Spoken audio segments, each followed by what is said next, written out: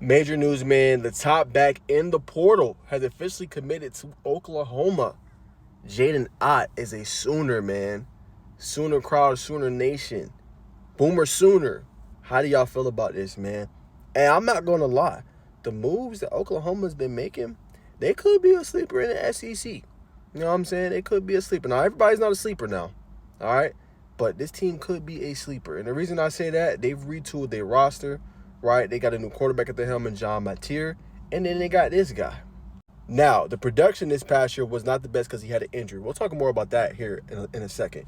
But when you look at his numbers, this guy has steadily produced 1,305 yards, one of his best seasons in 2003, and an 897 yards during his freshman season as well, and obviously 12 touchdowns during that breakout season. And he's a guy that's explosive in the open field, right? Guy that can bounce off tackles, hit his second gear, and get up out of there, right? This guy is special with the ball in his hands. He's a next-level type of player and tough to bring down. Junior, I think he really helps out Oklahoma moving forward, right? Because he can pass block, you know what I'm saying, as well. He can get out. If your quarterback got to dump it off to the running back, he can make that first man miss and get up out of there, man. So when you have that at the helm, I think you feel pretty good if you Oklahoma and what you've been doing in the portal windows. Like I said, landing John Mateer, obviously now landing Jaydn the top transfer portal running back.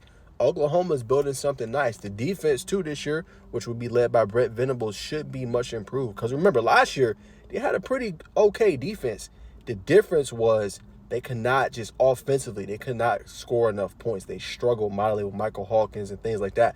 But I think this year they will be a lot better because they got a quarterback at the helm that's capable. No offense to Jackson Arnold, but they got a quarterback that's capable that I think can get them to where they want to be at. Now, what that looks like on a football field, all depends. That could be an 8-win, 9-win season. We'll see. SEC is tough, but you do it by making moves like this. Now, more obviously on Jaydn suffered, like I said, that lingering ankle injury in the 2024 season opener. Just was never the same, right? But we talked about his sophomore campaign when he absolutely broke out.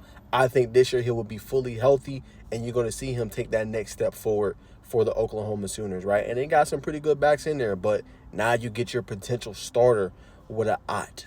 All right, now let's take a quick look at the portal, what they done. Back in the winter, this is who they was able to add. Carson Kent, tight end, obviously went to Cambridge High School, coming over from Kennesaw State. Then they obviously added Giovanni Gibson, 4-star transfer portal receiver. He enrolled in December in the winter portal for obviously Oklahoma. They also added Derek Simmons, who's a big offensive tackle for them, senior, so this will be his last year, but 6'6", 325, a lot of potential, 4-star ranking according to On3. And then last but not least, we just talked about Jaydn and a big-time get for them, obviously landing the top transfer running back, and then they also got an interior offensive lineman, Jake Mayakula.